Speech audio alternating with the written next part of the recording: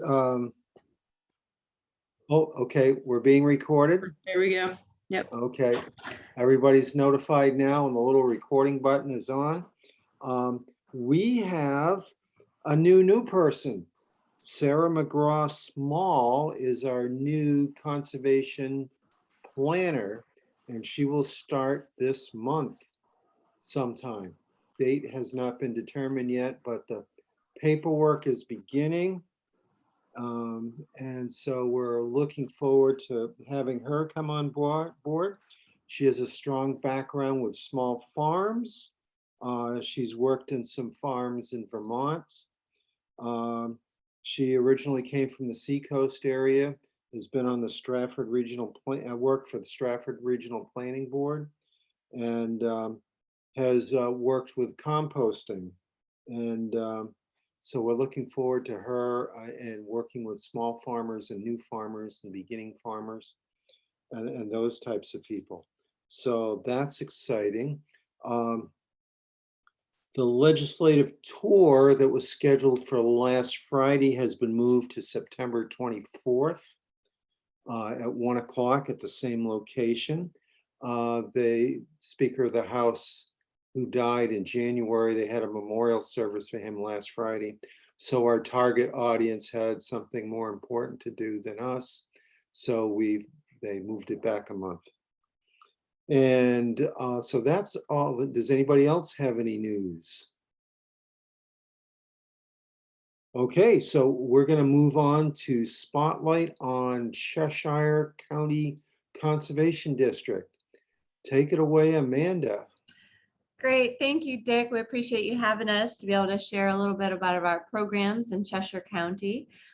So with it being New Hampshire Eat Local Month, I thought I would focus on some of our programming that focuses on helping farmers with their business viability so that they can stay strong businesses and making all that great food available for New Hampshire residents during this month and throughout the rest of the year as well. One of the programs that the Cheshire District administers, but is in partnership with our state association and all of the other districts, is the New Hampshire Farm Future Program. And this has been an exciting program. 2022 is going to be our third year of this grant program. And what it is the grant for farmers who are interested in conserving their land, putting a conservation easement on their property, but also investing in the future of their business by working on succession planning, bringing it into the next generation of farmers, as well as their farm business, making it stronger. And so we work with our partners at the New Hampshire Community Loan Fund on business planning and helping them with enterprise development. And we also work with Land for Good, our partners there, who really are looking at that succession planning and sort of how do we get the next generation of farmers on the land. So the goal of the New Hampshire Farm Future Program is to ensure that land is accessible, conserved, and available for future generations to be farming in New Hampshire.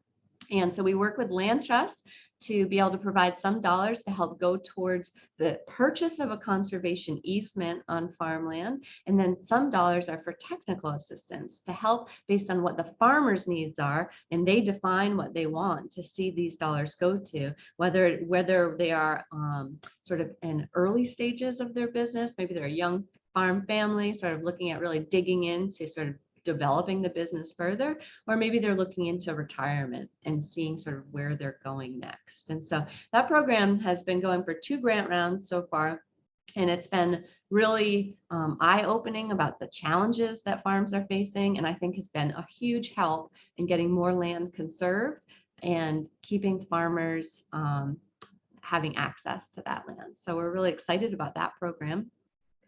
Another program I'd love to highlight is another grant program that we do here in Cheshire County. This one doesn't have a statewide focus, but a lot of times we hear that farms have challenges getting the capital, getting the dollars to get infrastructure and equipment on their farm. There's not a lot of cost share and grants for that type of thing.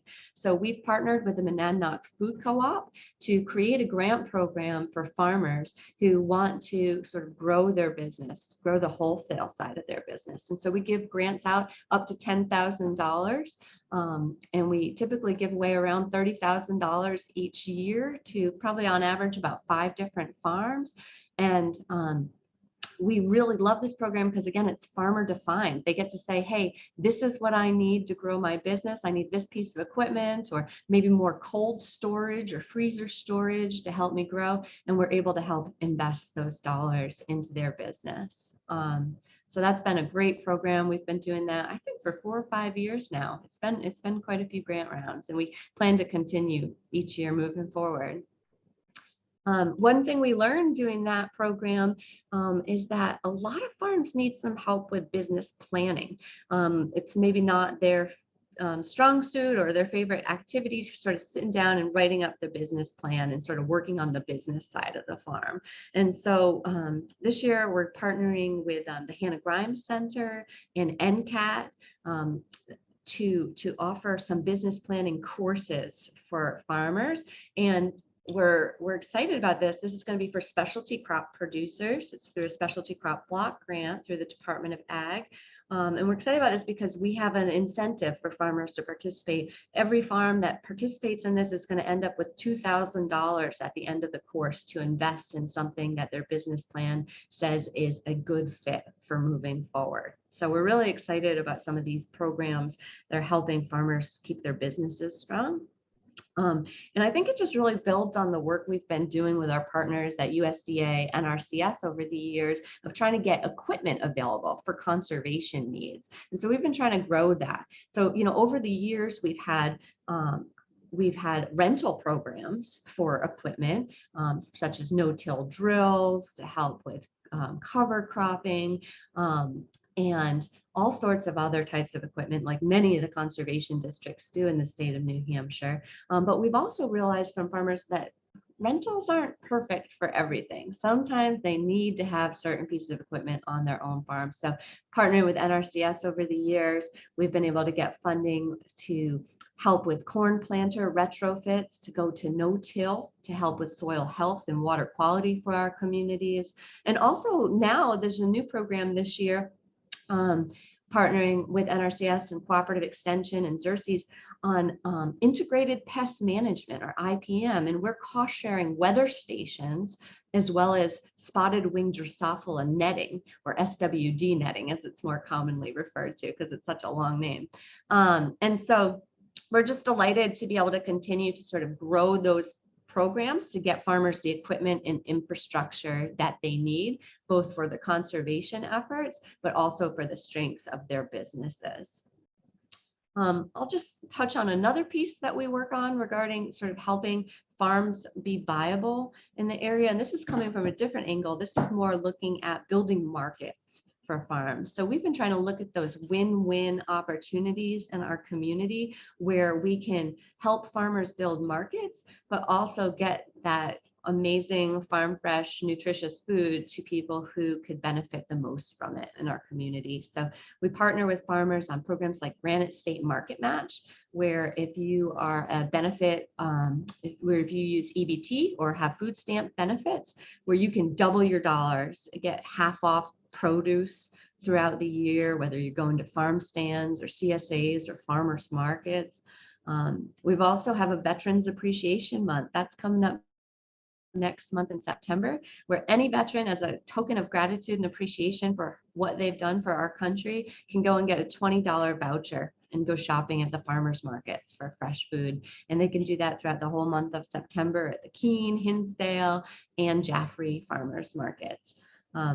We've also been partnering with 9 CSAs to do half price CSA shares for low income residents in the region. And this year we were did close to 50 different families or households with CSA shares at 50%. And we hope to continue to grow that program as well into the future. And so those are just a few of the sort of the market expansion programs that we're doing as well in Cheshire County. And I know many of the other districts are also doing this type of food access work throughout the state of New Hampshire. So I know I only had 5 minutes and I've probably already rambled beyond my time. So I will leave it at that unless anybody has any questions. Amanda, I don't have a question, but I think that's something you left out that's pretty critical. And that is that how it is that Cheshire County District tracks all this accomplishment, which you've so well presented. And recently we've updated, or we're in the process of updating, our strategic plan, which I think is a fundamental aspect of how our district operates. And it gives us a mechanism where we can actually track our successes and even see where we might be falling a little short of what our expectations were. So I think that's a critical feature that other districts would benefit by modeling. And I don't know if you want to say anything about that, but I think it'd be worth a couple minutes to delve into it. Sure. Thanks, Richard. That's a great point. I mean, I think that we can attribute the success that we've had in the farm viability programs, as well as all the natural resource programming we do with soil, water, and wildlife, to the fact that we've had strong board leadership and sort of lying out our mission, our vision, our values, and really our priorities in our strategic plan. And so our organization does do a 5-year strategic plan. In 2021, we are just wrapping up the last one that we did. We're in our 5th year right now. And it's been really fruitful to look back over the years and say, okay, now that once the board sort of laid out these priorities, then the staff was able to come in and say, all right, how do we build our work plans based on these priorities? So we're meeting our goals over the course of these 5 years. So that's something that's really been sort of staff driven after the board provided us with that direction. And we report out each year sort of how that's going with the board, and they approve our work plans at the beginning of the year. And each one kind of builds on the last to sort of see where the gaps were in what we were able to accomplish. And one of the things that's been really helpful with this is the outcome tracker. I think that you were kind of mentioning, Richard. One thing we do is really we lay out all our goals and we try to have them be measurable. That way we can look over time to see sort of the progress that we've made. So now going into our next 5-year strategic plan, which we're busy working on with the board and a facilitator, it really has given us this foundation to say, okay, here's what we've accomplished. Now let's take a breather and see where do we want to go next. And to build on what we've already done or shift gears in some ways where that we're seeing new needs or gaps of services in our community. So I think it's been a really great process, and I'd be happy to share that with any of the districts that are interested in sort of how that's gone for us. I don't know if that hit what you're looking for, Richard, but It was great. Thank you very much. It answers a lot of questions for me. What does your district structure look like? You've got the board of directors, there's you, and how many staff members do you have, or cooperate? I guess I'll call them cooperators. Do you cooperate with? So we have one other staff member. We have a part-time outreach coordinator. They typically work 20 to 30 hours. We just hired a new person. Vinay Hershan is going to be starting in mid-August, and that's going to be starting out as a 30-hour-a-week position. And then myself, I'm a full-time staff. So that's really the staff for the organization. But we often will work with interns, whether they're from Antioch University, which is a local graduate school in our area, or from Keene State College to work with undergraduate students. So we do bring them in from time to time to try to help supplement the work that we can do. And it's a great learning experience as well. But I'd say really we're able to accomplish what we do because we rely so heavily on strong partnerships and collaborations with federal, state, and local organizations and agencies. Because with such a small staff and with limited resources like we all are dealing with, that's how we can get things done. We can leverage each other's strengths and really push programs forward with those strong partnerships with other nonprofits and government entities and for-profit businesses as well. Yeah, wow.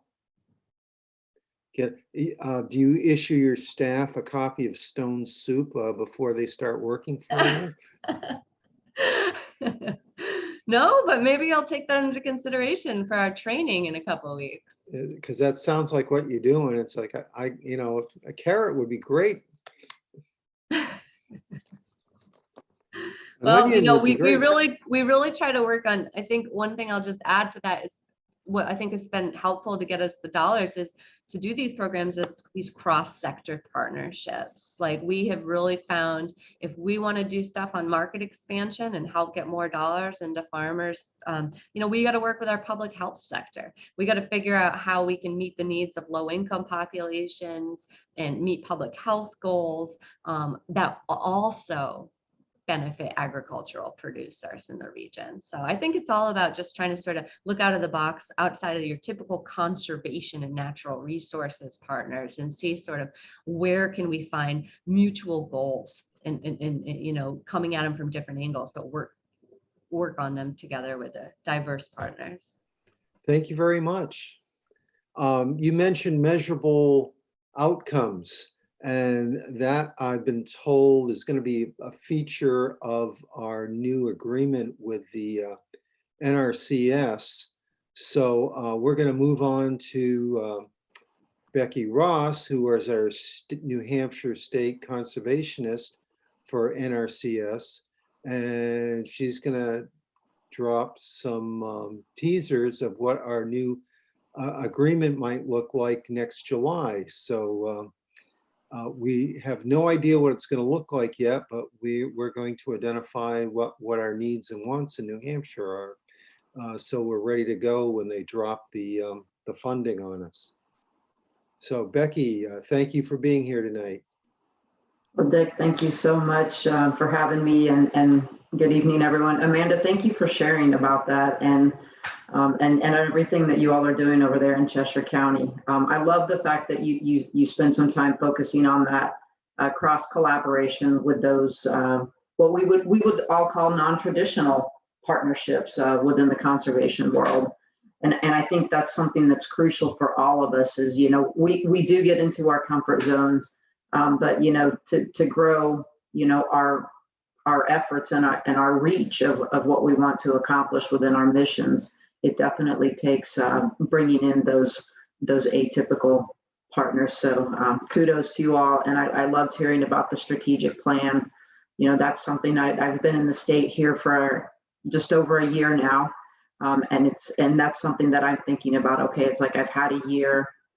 It's been an interesting year for certain, with the pandemic and everything, but, starting to think about, what does our strategic plan look like? So just a couple of quick updates, and then I'll dive into the agreement right quick. For those of you that are on here tonight, we did get some information out today, and I tried to get it out to as many people as I could that, we have gone back to a mask mandate in our USDA offices.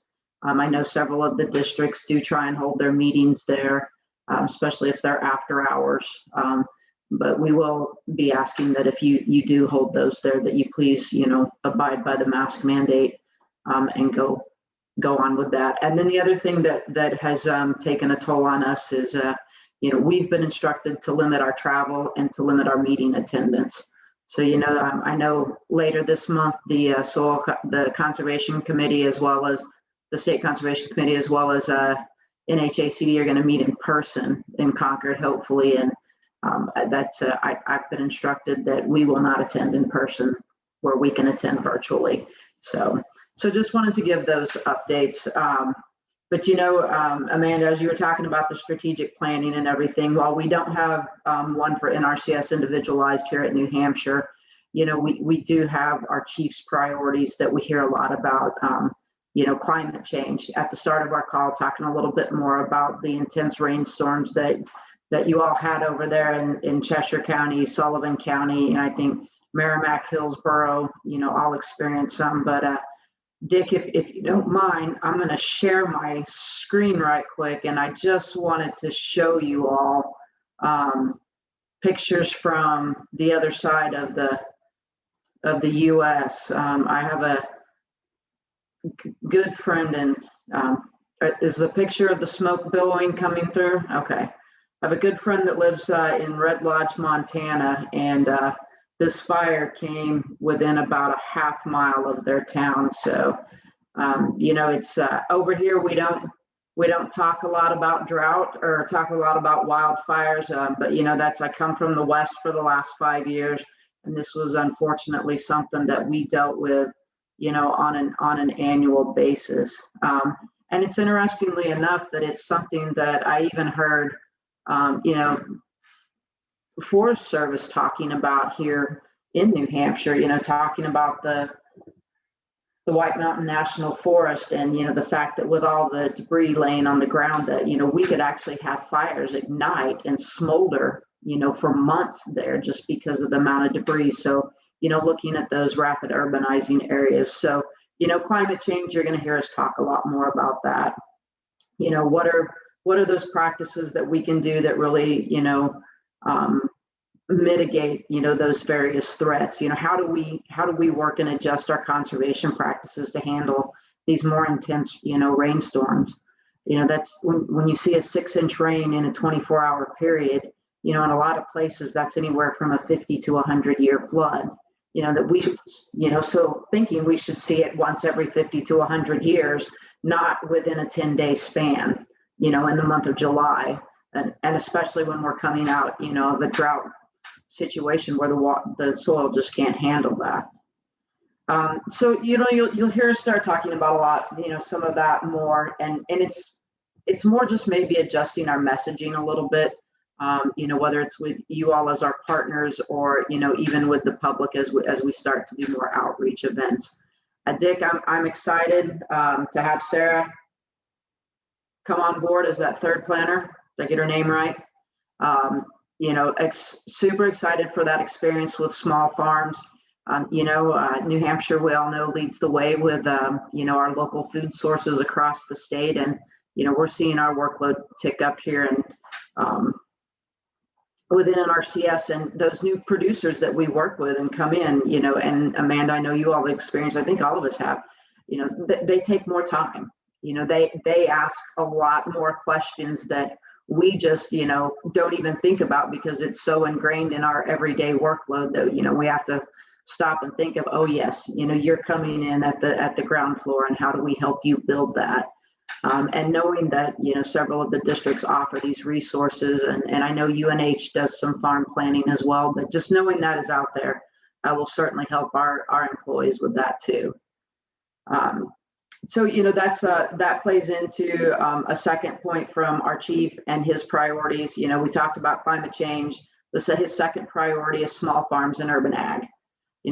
Up here, we don't necessarily meet the definition of urban agriculture per se, but we definitely, within that urban ag definition, they're looking to include small farms. We don't know yet what that limitation is going to be. Here in New Hampshire, a small farm could be potentially defined as, 10 acres or less, while as, out west, they could say that a small farm could be considered 40 acres or less. So, how do they set that differentiation? In New Jersey, it could be a quarter of an acre or less, as so just trying to understand how that's going to work. And then just, playing with that into the small farms, a lot of times that plays into the chief's third priority, which is increasing our diversity. So when we talk about that, it's not only increasing the diversity of our employees that we bring into New Hampshire, but also the diversity of our customers. And how do we reach out to those customers that won't just traditionally walk through a USDA door?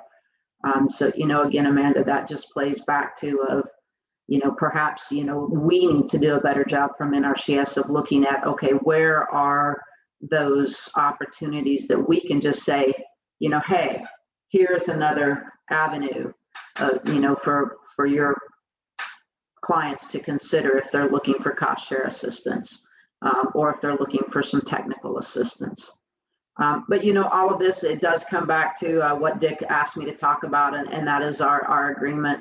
We have our existing agreement. It is set to expire next September 30. And with that comes our planning, because this past July, we've already submitted our budget in an RCS for fiscal year 22, 23, and 24. So we do a 3-year cycle.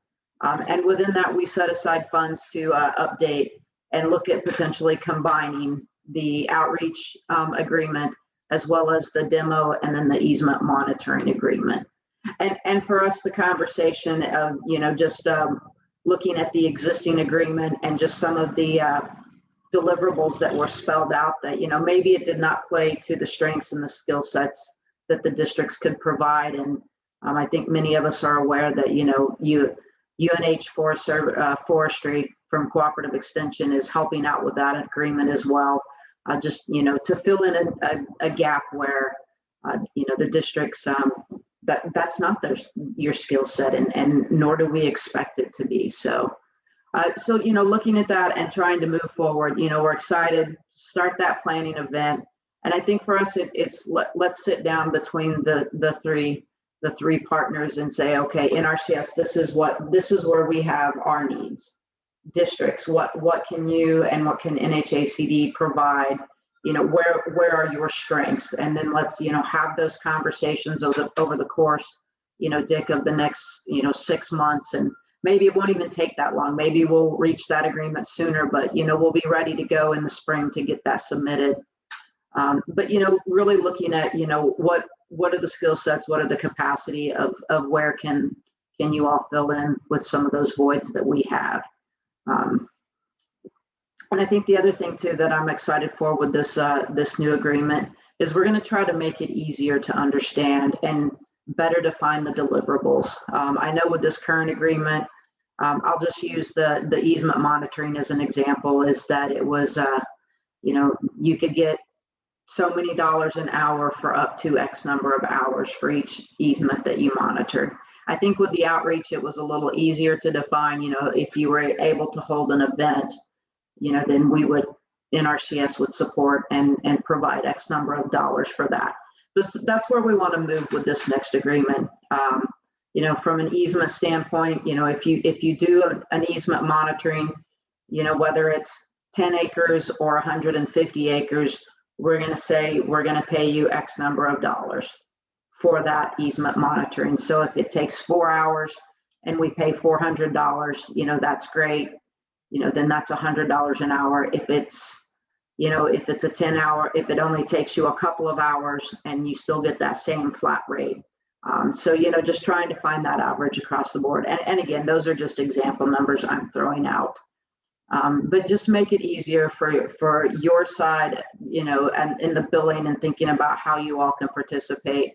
And then the same thing on our side is what is it, are we going to be able to say that, yes, this was what we actually, were able to work with the partners to achieve. So super excited for that. And, Dick, I think we're going to have a further discussion at the NHACD board meeting on this as well. And then, like I said, we'll be setting up some additional discussions so that we can hear from the supervisors as well, from the conservation district managers and staff of, where are those areas that we can fill those gaps. So looking forward to working through that process over the next coming months. And then this coming Monday at 3:00, we will do a teleconference, just if anyone is interested to have discussion about how UNH Cooperative Extension Force came into play for the existing agreement. But again, that's, like I said, we're just trying to look at our opportunities on both sides of how do we close that agreement out, and then, what are our lessons learned and moving forward with the new one. So with that, Dick, I will stop there because I'm sure that was well past my 5 to 7 minutes as well. Oh, you're on mute. You've only consumed half your time. Oh, well, gosh, I could go on and on. What would you like me to cover? No, I will stop there. I'm sure no one would be Yeah. upset if we gave them a few minutes back. Yeah, from my perspective, the new agreement has to have district supervisors and district managers involved. And it needs to be a 6 month or at least a 3 month process of, now that we know what the three priorities are, outreach, demo, and easements, we can focus on those and come up with our goals and needs and wants and objectives at a certain time, so that when the NHACD board negotiates with you, we'll have every district's needs and lists of needs and wants, and we can push for those to get fulfilled. So if we know So those I will throw out another quick plug. You know, Amanda mentioned the Conservation Innovation Grant work that they're doing with the what was the initials that I can never say that the netting SWD. SWD. It was like, for some reason I had them. I may have had DSW because I like shoes in my head. So all right. So SWD netting, you know, through the Conservation Innovation Grants through EQIP, and then also, you know, looking at the weather stations. So in this coming year in 22, that starts October 1 for us, we will be announcing another opportunity for Conservation Innovation Grants through EQIP. So want to put that plug out there now to the districts that are on tonight. And if you have some ideas, I think outreach and small farms is definitely going to continue to be a focus for us. Water quality is always going to be a concern, and if there's anything that we can do for climate change and drought mitigation, we'll certainly take a look at that. So plugging those out right now, but looking forward to that, and then also looking forward to our regional conservation partnership project with the Merrimack River Watershed Council, and just the work that they're going to do. Excited because within that program with the easements, we'll actually be able to put upland forest into permanent easements, and excited for that because that's definitely a gap in our current Farm Bill program. So, okay, I'll stop there, Dick. Thanks. Okay, thank you, Becky. We have a vision of what we need to do. You mentioned water quality, and one of the things we've always been excited about as conservationists is streams and brooks and having trout fishing and swimming. And one of those, and we've never really thought about drinking water and all the stuff we do to clean up the streams for the trout and the swimming and boating and invasive species has a direct impact on drinking water. So tonight we have Boyd Smith, who has spent 2 decades on groundwater and hazardous waste, and he's from the New Hampshire Waterworks Association. And he had early years in the New Hampshire Department of Environmental Services.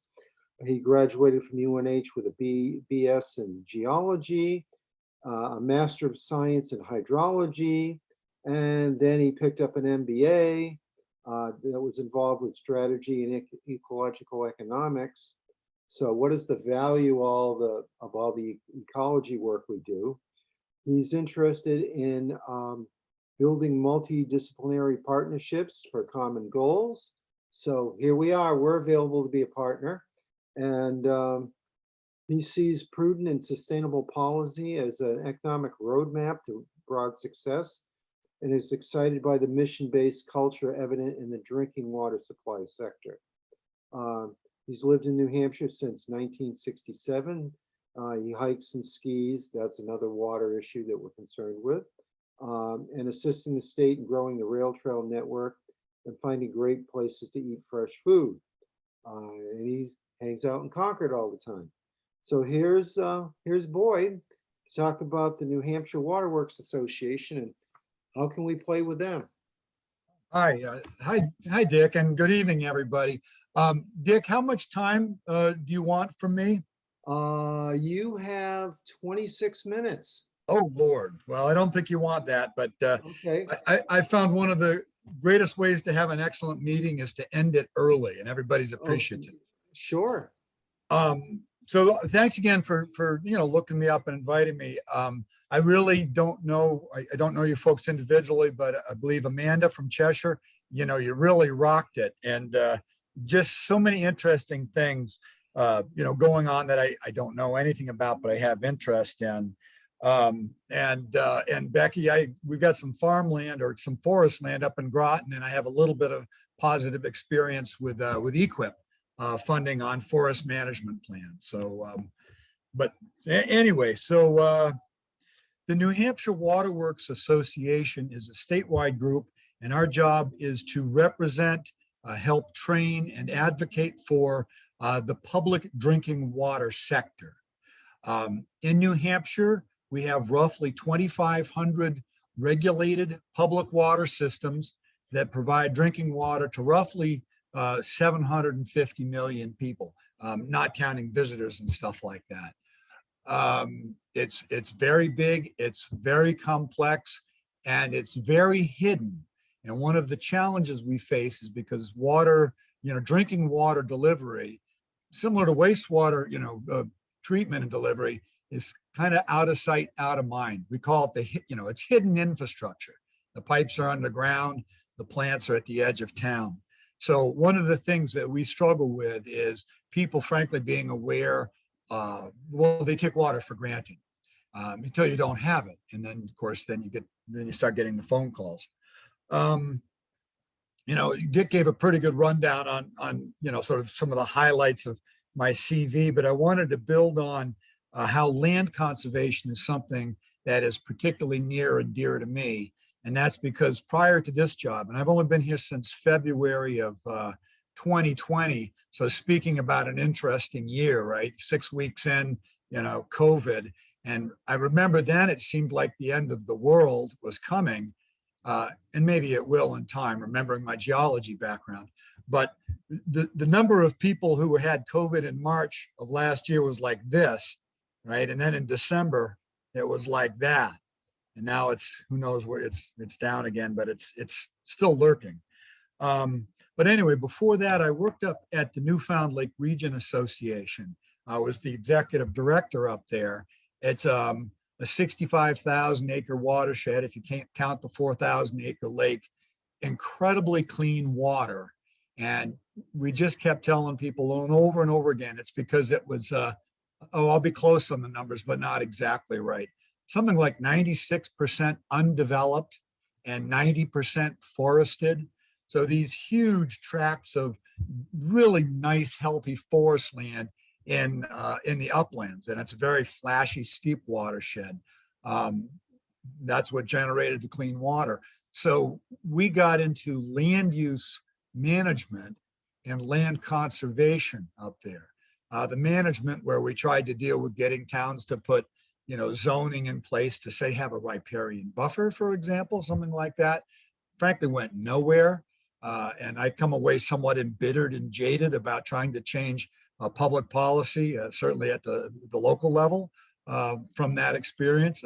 Certainly wiser, but we put a lot of $319 in professional time and land use maps and zoning ordinances and model stuff, and it just went nowhere because, frankly, you need leadership at the town level to do that.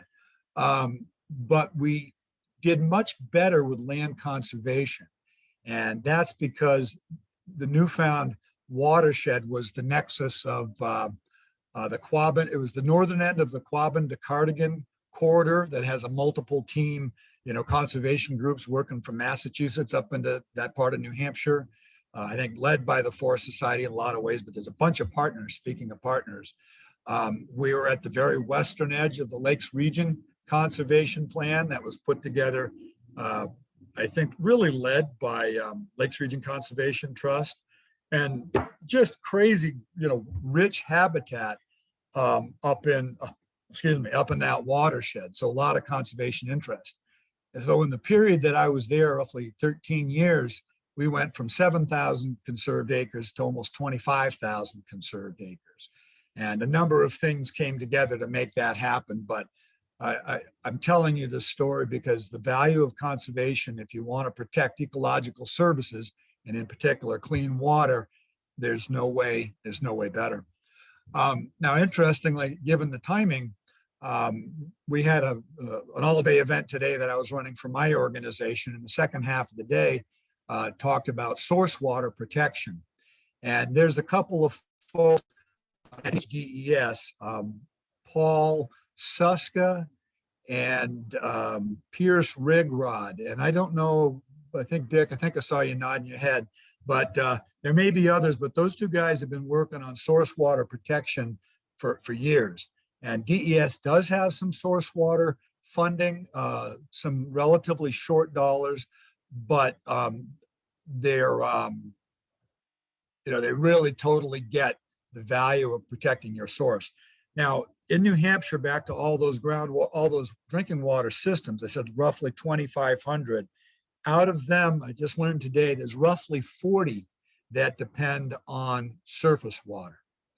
Now, that's a very small number of the total systems, but they're disproportionately the large systems. So they're pulling out of the Merrimack, or they're pulling out of the Bellamy, or they're pulling out of the Lake Massabesic, right?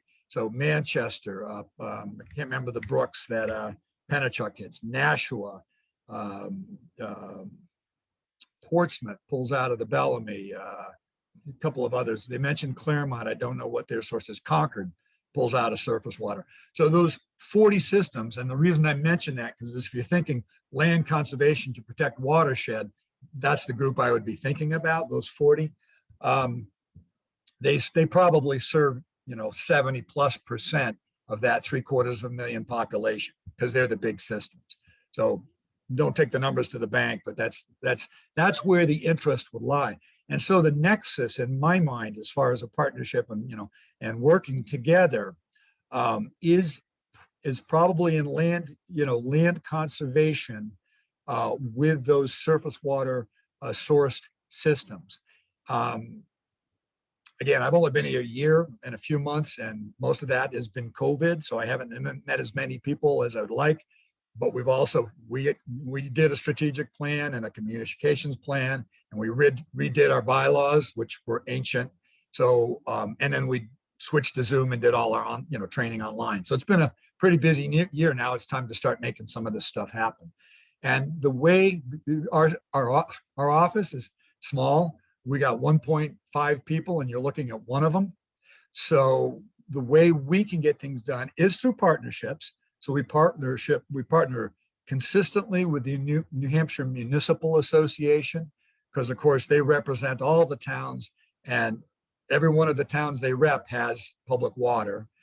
We work with the wastewater people. They very cleverly named their product Clean Water. They beat us to it, So wastewater is clean water, the other end of the pipe. And I mentioned NHDES. Sort of lost my train of thought there a little bit. So anyway, where are we going back to? Oh, the small shop. So what our strategy is to try and find communications materials that will help our members, our service, people have the resources that they need. So I would see now, typically I would say, if you want to do land conservation, which you should, if you've got, source water, then talk to your local conscoms, but also really look to your local land trust, your local land conservation group. And my sense is that this is just a piece of what you guys are doing. Again, especially just, listening to Amanda on the farm side of things. But another thing, sort of a nexus that come up, that's this whole issue about climate. Yeah, this thing, that, thank goodness it's a hoax, or I'd be really nervous. But, climate change is something that our folks are absolutely looking at. And yeah, there's, I'm sure a certain amount of skepticism, because we're a fairly conservative, in that is we don't like to change fast kind of culture. We're also very can-do, practical, failure is not an option. And frankly, service interruption is not an option kind of group. So we're very aware of climate change. And, we deal with issues, up to 2 months ago, we had a drought, right? And now we got the wettest July since late 1800s, depending on where you're measuring it. Last year, Southeast getting whacked with a drought. So areas, anytime, I guess, thoughts, if we want to combine voices for either public outreach or political, I'll call it pressure, because frankly, that's what it is. If, it's gentle pressure, kind pressure, respectful pressure. But if you want your voice to be heard, it helps to combine voices. So climate change is a real big issue for our folks because of the swings, because of the damage to infrastructure. We've also got aging infrastructure all over the place. And some of these dollars that are coming in from the feds, there's ARPA money now that's rattling around the state. What's that, American Recovery Plan Act? The state got $1 billion something, and I'm hoping there's a bunch of that in there that, the conservation groups have their eyes on. I'm sure NRCS is getting a piece of that somewhere, I would think. We've got like 50 million put aside right now for drinking water and wastewater, and I think dams in New Hampshire, and there's rumor of another 100 to 300, so probably somewhere in the middle, that's going to be allocated out of that bucket towards drinking water and wastewater. With whatever's going on in DC now, sort of a second wave of money coming somewhere. That's all good because frankly, we have roughly $2 billion of deferred maintenance in our infrastructure system in New Hampshire, combined drinking water and wastewater. 2 billion, right? And we're talking about maybe we'll get 500 million in from the feds, guessing, maybe, right? In the next few years, which is great. But one of the things we're struggling with is we've got an aging workforce. I heard Amanda mention succession planning for the farms. 40% of our people are at or within 5 years of retirement. And this is true all over the place. So our operators are aging out. Our design engineers are overworked. DES people are aging out. The supply, Gesundheit, suppliers and contractors are backed up. So this is kind of a side note, but just, while I got the floor and giving you a sense of things, we've got limits to how fast and how well we can spend money. So yes, feds, keep it coming. But we're 20 years, 30 years, and this is nationally too, of deferred maintenance that's accumulated. So maybe some of the other things, sort of thinking of an area to play together.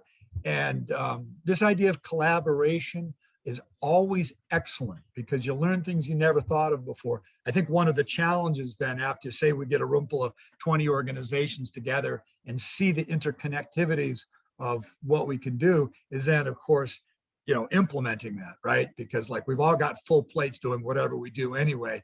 To do something new, however worthy and wonderful, takes activation energy. It takes, you got to add it to your plate and drop something else. But that being said, thinking of climate change, thinking of land conservation, thinking of food security, thinking of irrigation for food. One of the obviously lots of overlap between drinking water and conservation, right? There's lots of overlap. A lot of the land conservation agencies have drinking water protection as one of their central, core strategies. I'm pretty sure that the Forest Society does. That's if you read their mission and their, I can't remember what they call it now, their 2050 plan. It's conserve a whole bunch of acres, but water quantity, water quality are really central to that. So, clearly more people are paying attention to this sort of thing. Let's see. I heard something about diversity. Becky, I think you mentioned diversity, and this doesn't really have to do with our association, but I live in Concord.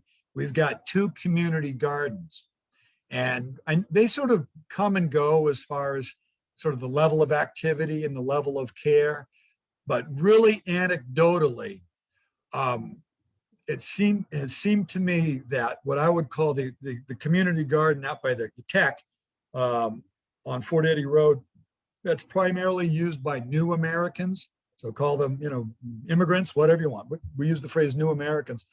I see a whole lot more, I just call it collaboration and community. It's a different style. And we used to garden, and I'll call the, the New Hampshire native side of things. And we'd have our plot and we'd do our thing. And you'd hardly talk to the person next door. And the new Americans that are out there, and I think they have their kids and they have the families, and it's multi-generational, and they spend the day in the garden working. Now, please forgive me if that's a gross generalization, because I know that it is. But my point is that I think that there's probably a fair chunk of folks that have come in as immigrants into this country that are probably closer to their agricultural roots than a lot of folks that live in New Hampshire, right? 100 years ago, 50 years ago, I know the percentage of farms in this state was a whole lot higher than it is now.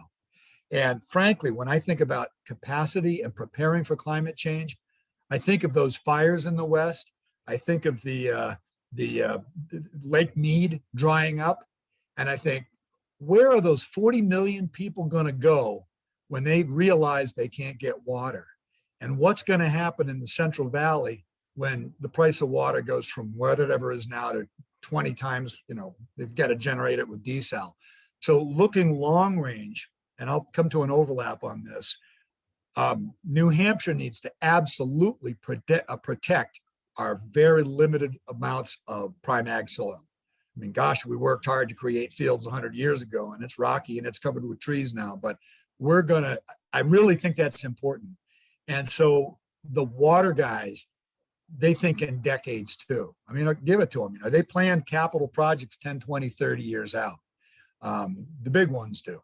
A lot of the smaller ones don't, but the big ones, who are the movers and the shakers, who, serve the vast majority of the people in the state, who are involved with policy, they plan ahead. So anywhere there's a nexus where we can find overlap, and it's probably related to land conservation, climate change resiliency. When I say land conservation, how can we use land sustainably so that water is filtered, water is saved? I think there's an awful lot of overlap, and that's probably the key area. Now, sort of looking to follow up is, again, I just learned just a few hours ago that there's roughly 40 surface water systems. And what I'm going to do is follow up with Pierce and Paul up at DES, try and learn a little bit more about those folks, probably compile a list, maybe do a little outreach and find who's got watershed, any land in conservation, who's got a watershed management or protection plan. And I'll pull that together, sort of part of my own work. I'd be quite happy to share that out to you guys. Dick's probably the point of contact.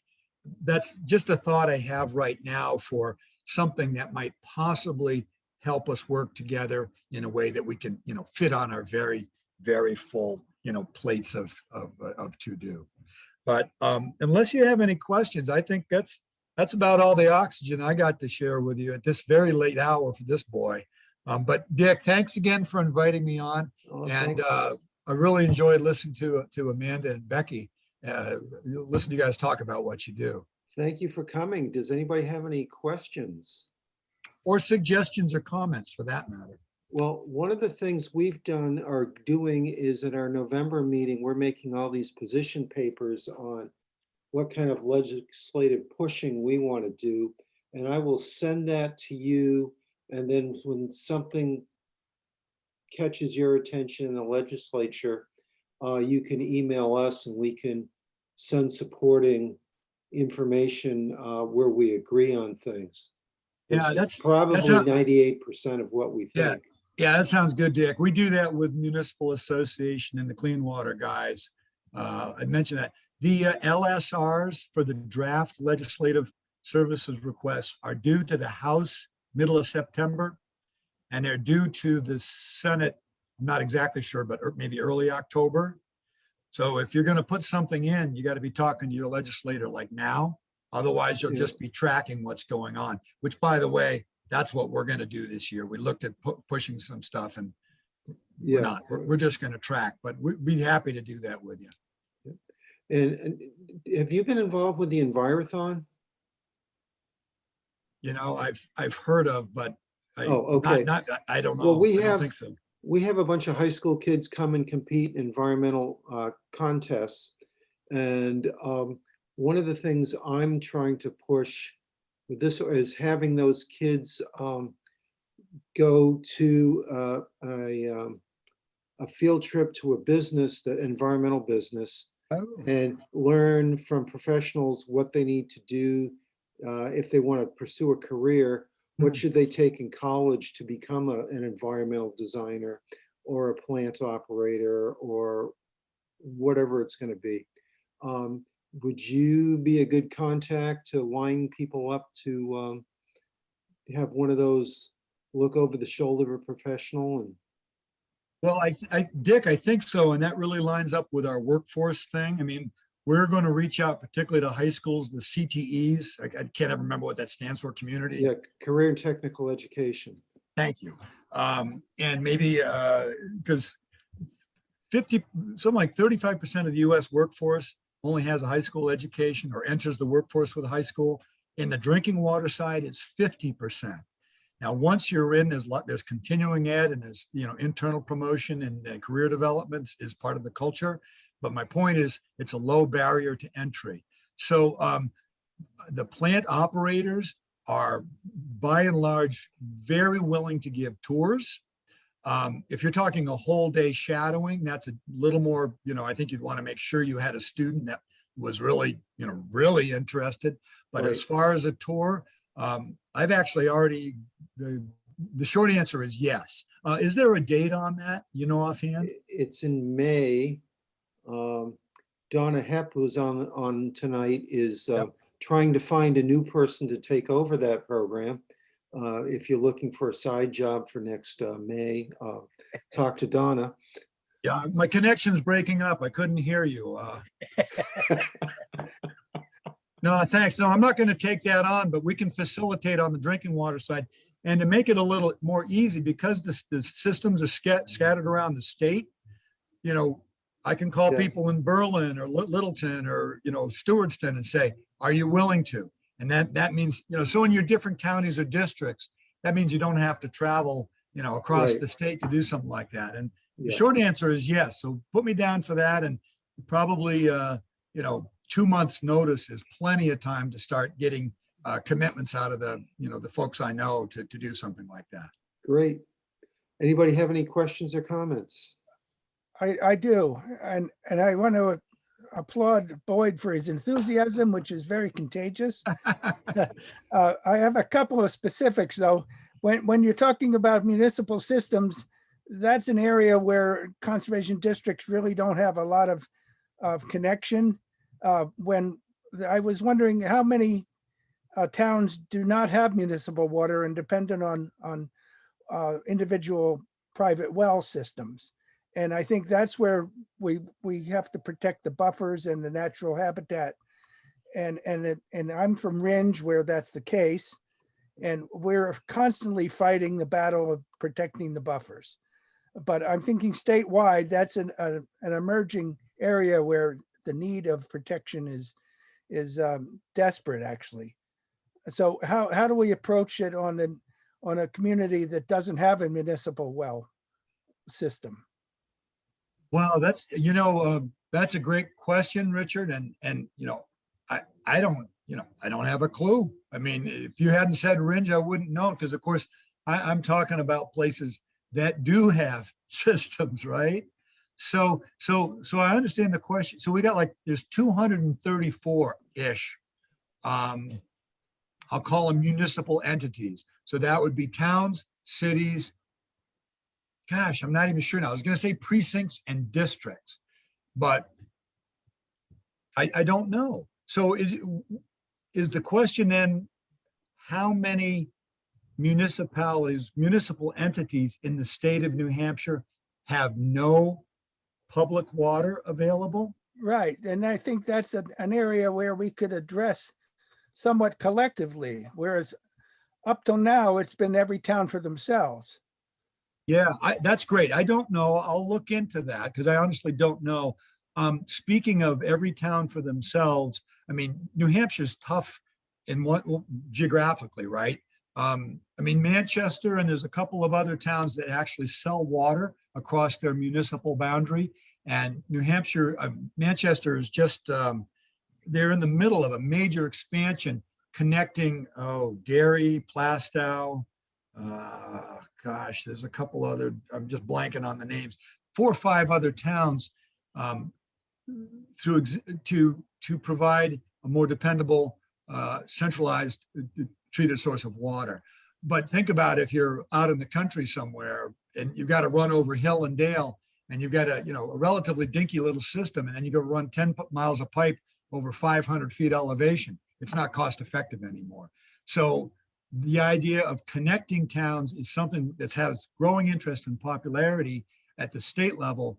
But my guess is there's always going to be some towns that are going to be on their own. But what I'll do is I'll research that question about who doesn't have it, and I'll get back to you via Dick, because I got Dick's email. That'd be terrific.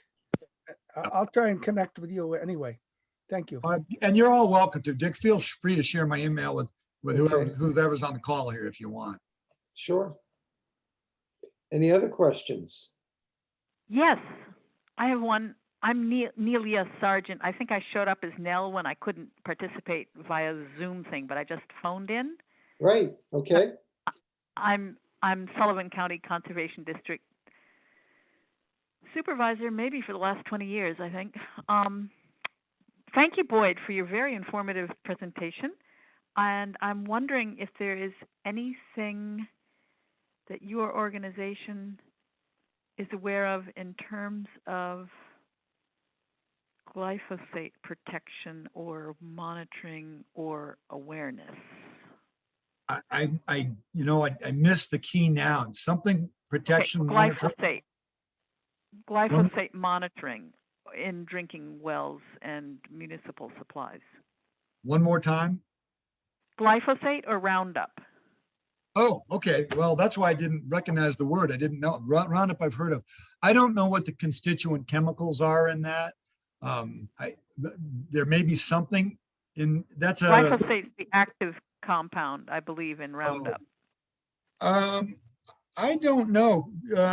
Tell you what, if you could, I'm not going to ask you to spell it for me because I'm afraid I won't hear it. But Dick, if you could email me that, probably the easiest thing to do. Well, there's 2 lists. One are the actual lists of what they call maximum contaminant levels or ambient groundwater quality standards, and that's the laundry list of regulated compounds in the state of New Hampshire.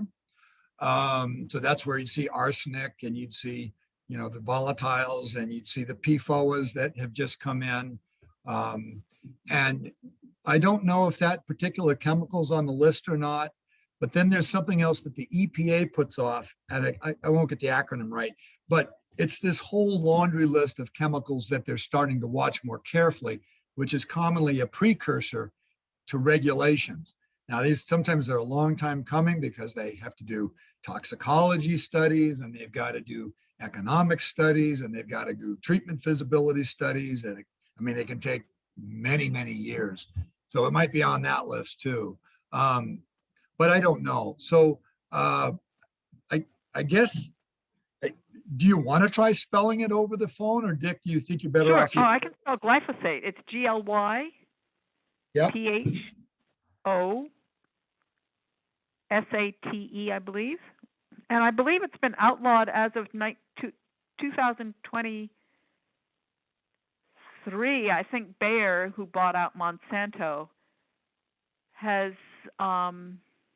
agreed to stop making it available commercially because of the billion-dollar lawsuits that they've faced for carcinogenity. There's some some of the biggest lawsuits, I believe, in history. I don't know the details. Out in California, maybe, were won by people exposed to this that developed cancer. Well, I will certainly look into that. It won't take long. I'll get on a couple of lists, and I'll email Dick with what I find out. I got to tell you, another one of our challenges in the drinking water business, and I think I might have mentioned way at the start, value of water, cost of water. As people become more aware of these chemicals, and as the analytical methods get more precise, and more things are discovered and more toxicology, they say, I don't want this in my water. Hate to break the news, peeps, but if you don't want it in your water, you got to pay more money to treat it. And that sort of falls into this whole sort of underfunded, infrastructure thing. So our drinking water is cheap in America and it's dependable in America. But as more and more things like glyphosate and PFAS show up, our treatment trains are going to get a lot more expensive. Just one quick question: do you guys do any work with? Well, I was thinking of the New Hampshire Water Pollution Control Association, but in related to biosolids and land application of treated, municipal, frankly, sewage. Is that something that pops up on your radar screen as conservation folks? I haven't seen it. A former staff person for Cheshire County, Deb Hinman, did a lot of work to try to get, biosolids not allowed. Well, then that could the heavy metal possibly, contamination to farmland. yeah, no, that could be, and I think there's limits to what you can put and where you can put it, but that might have created a little bit of, organizational bonk. I don't know. But I think she was doing it not as a staff person. I believe she had to do it independent of the agency, if I remember correctly. That was quite a while ago. well, I just think, I thought of it as farming. I know it's pretty carefully regulated and heavy metals is a concern. I believe it's pretty well controlled. I first learned about it probably 20 years ago when I was working in New Hampton, and they were trying to figure out what to do with their town policy. But I think of these sandy soils in New Hampshire and how they all need some more organic. So just a thought, again, not to put anything else on your plate, that's not even really my bailiwick, but I know there's a biosolids issue because we all generate it. Every town, there's something like 70 municipal wastewater treatment plants, or 70 plants period in the state. Got to go somewhere. So if there's a way to land apply it safely that helps agriculture, just a thought. That's I probably do know that in Claremont, the Claremont Sewage Treatment Facility, which by eminent domain took some of my family's land, they give away biosolids, and some of the local farmers are proud of this free fertilizer that they use, which puts heavy metals down on the land. I'm obviously not in favor of that. Not a fan. Yeah, no, I got it.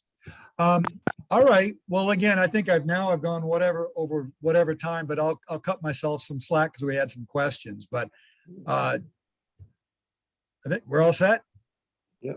Yep. Are there any other questions for tonight? Jackie, do we have a result for if we're meeting in person or remotely on the 19th? Okay, I'm out of here. Thanks, Okay, folks. See thank you, Boyd. you later, Dick. Bye, everybody. I haven't received any more votes. So we were 3-1 for remote versus in-person. Only one vote came in for in-person. Okay, I think we should go remote then. Okay, Okay, so we'll go remote for that meeting. sounds good. Okay, so that wraps up our evening. I've got a lot of work to do now. We got some targets to hit with our new agreements, and I'm looking forward to developing those. And we will deal with this at our quarterly meeting on the, we're going to spend a lot of time on the agreement at our quarterly meeting on the 19th at 1 o'clock. It will be a Zoom meeting. Thank you all for coming, and we will catch up with you on the 19th. Have a good evening. Thank you all. Thank you. Thank you. Thank you.